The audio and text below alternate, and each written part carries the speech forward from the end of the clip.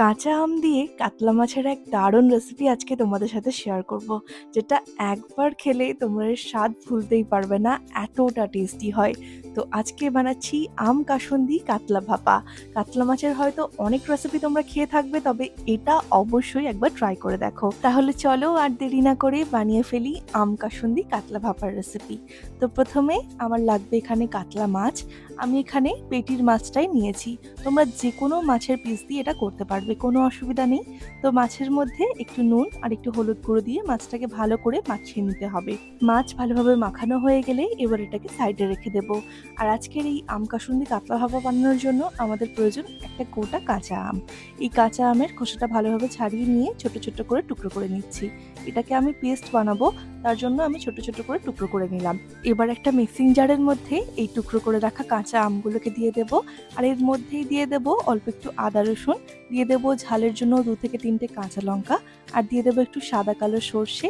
এবার এর মধ্যে সামান্য একটু নুন আর একটু জল দিয়ে এটাকে স্মুথ করে পেস্ট বানিয়ে নিতে হবে। তো আমি এখানে আজকে পেস্ট করার জন্য ব্যবহার করছি আগারো রিগাল পার্সোনাল ব্লেন্ডার। তো আমার এখানে মশলাটা কিন্তু খুব সুন্দরভাবে পেস্ট হয়ে গেছে। তোমাদেরকে একটু দেখিয়ে দিই, এরকমভাবে স্মুথলি পেস্ট করতে হবে, তবেই কিন্তু এই মাছের যে গ্রেভিটা হবে সেটা খুবই ভালো লাগবে খেতে। এবার আমি ভাপা বানানোর জন্য নিয়ে নিয়েছি এখানে একটা স্টিলের টিফিন বক্স। টিফিন বক্সের মধ্যে এই আম সর্ষে পেস্টটাকে দিয়ে দেব, আর ওই ব্লেন্ডার জারের মধ্যে একটু জল নিয়ে সেই জলটাকেও অ্যাড করে দিচ্ছি। তারপর দিয়ে দেবো এর মধ্যে স্বাদ মতো একটু নুন, দিয়ে দেবো সামান্য একটু হলুদ গুঁড়ো। আর যেহেতু কাঁচা আম, তাই কিন্তু এখানে অবশ্যই একটু চিনি ব্যবহার করতে হবে। আমি এখানে 2 চামচের মতো চিনি ব্যবহার করলাম। আমটা ঠিক কতটা টক সেই অনুযায়ী কিন্তু চিনিটা দিতে হবে, তার জন্য অবশ্যই একটু চেক করে নিও। এবার আমি কড়াইতে সর্ষের তেল গরম করে মাছগুলোকে ভেজে নিচ্ছি।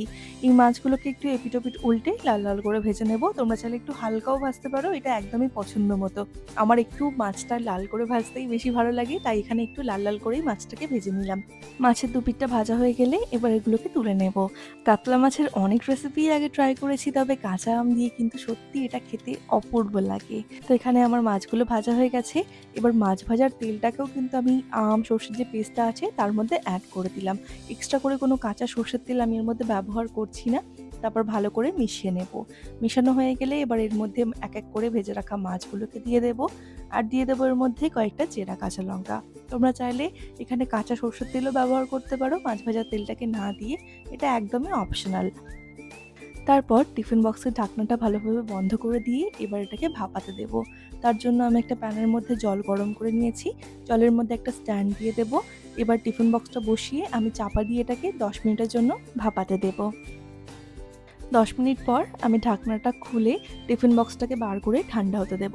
টিফিন বক্স ঠান্ডা হয়ে গেলে এটাকে খুলে নিচ্ছি। তো দেখো আমাদের আম কাসুন্দি কাতলার ভাপা কিন্তু একদম রেডি হয়ে গেছে। গরম ভাতের সাথে এই আম কাসুন্দি কাতলার ভাপা জাস্ট দারুণ লাগে। তাই অবশ্যই একবার রেসিপিটা ট্রাই করে দেখো, আর আমাকে কমেন্টে জানাতে ভুলো না যে রেসিপিটা তোমাদের কেমন লাগলো। ভালো লাগলে অবশ্যই লাইক অ্যান্ড সাবস্ক্রাইব করতে ভুলো না। আর যদি ভিডিওটা আমার ফেসবুক বা ইনস্টাগ্রামে দেখে থাকো তাহলে সেখানেও একটু ফলো করে দিও। আজ ভিডিওটা তাহলে এখানেই শেষ করছি। দেখা হবে আবারও কাল নতুন রেসিপি নিয়ে। ততক্ষণ সবাই খুব ভালো থেকো। টাটা।